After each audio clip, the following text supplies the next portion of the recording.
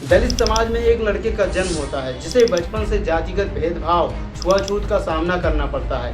इन सभी सामाजिक बुराइयों से निपटने के लिए उसने शिक्षा हासिल किया, कानून की पढ़ाई किया और लोगों को शिक्षित और संगठित करने के लिए एक सामाजिक संगठन बनाया। और उस सामाजिक संगठन के माध्यम से हाशिए पर रहे लोगों के लिए, जिनके साथ अत्याचार हो रहा था, हर एक वर्ग के लोगों के लिए उसने आवाज़ उठाया। और उस लड़के ने जब राजनीति में कदम रखा तो उसने जाति को मुद्दा न बनाते हुए बुनियादी सुविधाओं से जो लोग वंचित हैं यह मुद्दा बनाकर उसने चुनाव लड़ा और जीत भी हासिल किया। और उसने जब पार्लियामेंट में अपना पहला स्पीच दिया तो उसने उन सभी मुद्दों को उठाया जिसे आज की मेन स्ट्रीम मीडिया इग्नोर कर रही है, और वो है चंद्रशेखर आज़ाद। चंद्रशेखर आज़ाद ने हर वर्ग के लिए आवाज़ उठाया, लेकिन आज के वक्त में क्या हो रहा है, उनके ऊपर एक लेबल लगाया जा रहा है दलित नेता। और यह सिर्फ चंद्रशेखर आज़ाद के साथ नहीं हुआ, दलित समाज में जन्मे हर एक नेताओं के साथ ऐसा हुआ जिन्होंने दलित समाज में जन्म लिया और पूरे देश के लिए, हर वर्ग के लिए काम किया, लेकिन दलित का लेबल लगाकर उनके योगदान को धूमिल कर दिया गया। आज के वीडियो में मैं यही बात करूंगा कि ऐसा क्या कारण है जो दलित समाज में जन्मे नेताओं को, जिन्होंने हर वर्ग के लिए काम किया, लेकिन उनके योगदान को दलित का लेबल लगाकर धूमिल कर दिया गया। चलिए विस्तार से समझते हैं। अगर दोस्तों पहली बार इस चैनल पर आए हैं तो कृपया करके इस चैनल को सब्सक्राइब करके मुझे आगे बढ़ाने में योगदान दीजिए। बाबा साहब डॉक्टर भीमराव अंबेडकर, जिन्होंने सिर्फ दलितों के लिए काम नहीं किया बल्कि उन्होंने हर एक भारतीय नागरिकों के अधिकारों और स्वतंत्रता की रक्षा के लिए काम किया। बाबा साहब का योगदान सिर्फ संविधान निर्माण तक नहीं था, बल्कि उन्होंने महिलाओं के अधिकार के लिए बहुत काम किया, उन्होंने शिक्षा सुधार के लिए बहुत काम किया, उन्होंने मजदूरों के अधिकार के लिए भी बहुत काम किया। बाबा साहब ने हिंदू कोड बिल बनाया, उन्होंने महिलाओं को शिक्षा ग्रहण करने का अधिकार दिया। आप लोग हैरान हो जाएंगे कि 1950 से पहले महिलाओं को शिक्षा ग्रहण करने का अधिकार नहीं था हिंदू समाज में, लेकिन ये बाबा साहब ने ही दिया। उन्होंने शिक्षा के लिए भी महत्वपूर्ण योगदान दिया। उन्होंने पीपल एजुकेशन सोसाइटी की स्थापना किया।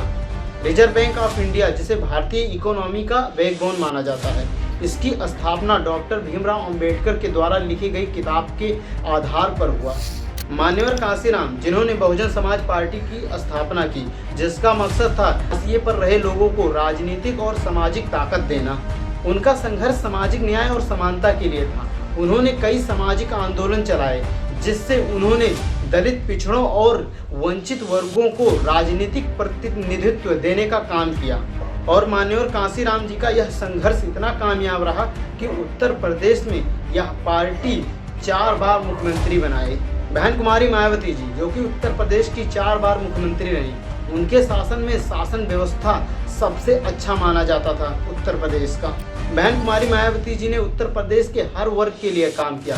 नोएडा, जो आज आपको इतना डेवलप दिखाई देता है, उसकी नींव रखने वाली मायावती जी हैं। और नोएडा और लखनऊ में मेट्रो प्रोजेक्ट की शुरुआत मायावती जी ने ही किया था। मायावती ने सभी वर्गों के शिक्षा और स्वास्थ्य को बेहतर बनाने के लिए कई कदम उठाए उत्तर प्रदेश में। उन्होंने अंबेडकर ग्रामीण समृद्धि योजना की शुरुआत की, जिसका उद्देश्य था ग्रामीण क्षेत्रों में बुनियादी ढांचों और सेवाओं में सुधार करना।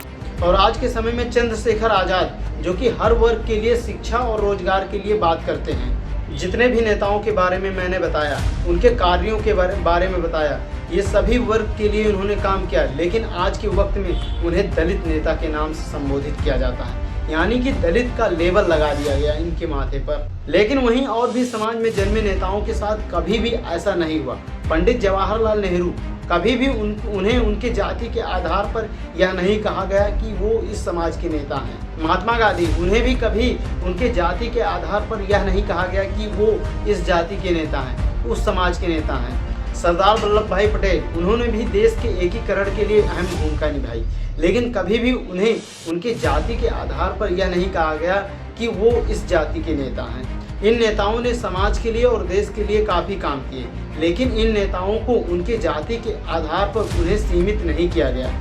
अब दोस्तों सवाल उठता है कि ऐसा क्या कारण है जो दलित समाज में जन्मे नेताओं के ऊपर यह लेबल लगा दिया जाता है कि ये दलित नेता हैं। दोस्तों इसका मुख्य कारण है सामाजिक और राजनीतिक संरचना।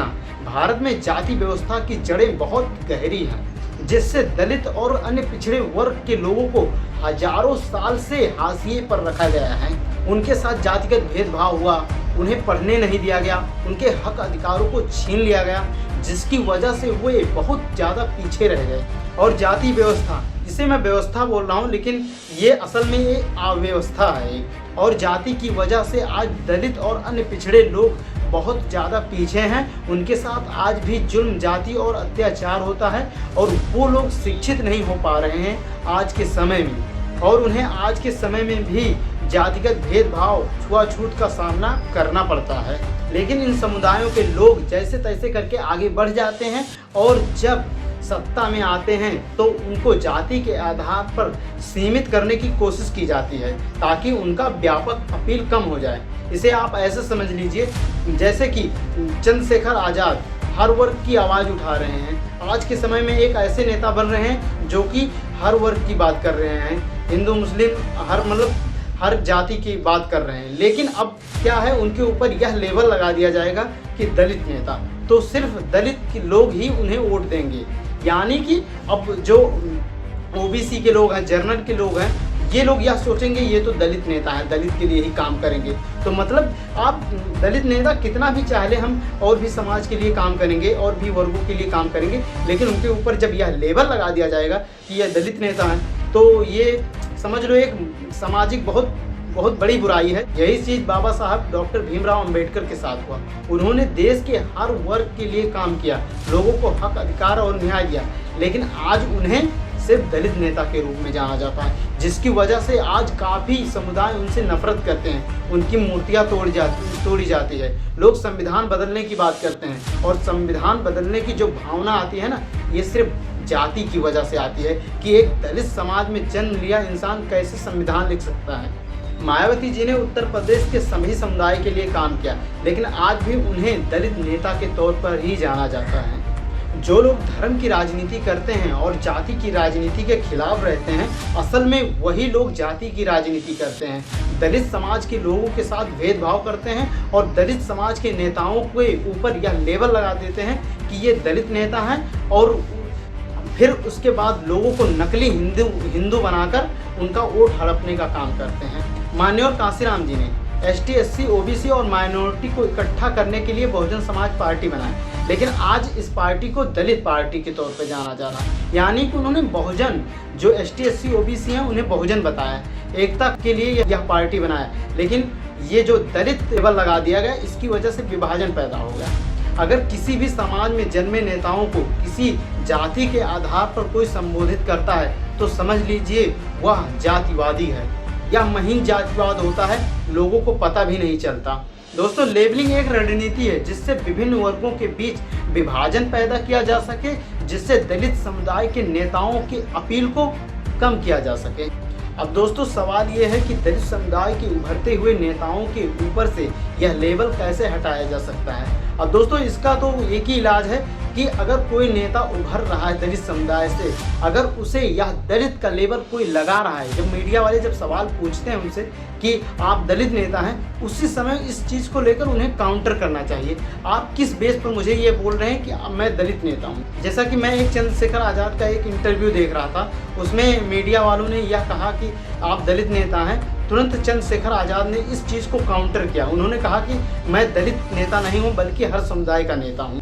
ठीक इसी तरह से सभी नेताओं को यह खुद काउंटर करना पड़ेगा कि मैं सभी समुदाय का नेता हूँ, और हमारे समाज के जो लोग हैं वो कम से कम यह कहना बंद कर दें कि ये दलित नेता हैं। इन सभी महान नेताओं का योगदान सिर्फ उनके जाति तक सीमित नहीं था, उन्होंने हर वर्ग के विकास और समानता के लिए काम किया। उन्हें केवल उनके जाति के आधार पर उन पर लेबल लगाना उनके व्यापक योगदान को कम करना है। हमें उन्हें सर्वसमावेशी और सम्मानित नेताओं के रूप में देखना चाहिए और उनका सम्मान करना चाहिए। उम्मीद करता हूं कि यह वीडियो आपको पसंद आया होगा। अगर आपका कोई सवाल है या कोई सुझाव है तो कमेंट करके ज़रूर लिखिए। Thanks for watching this video.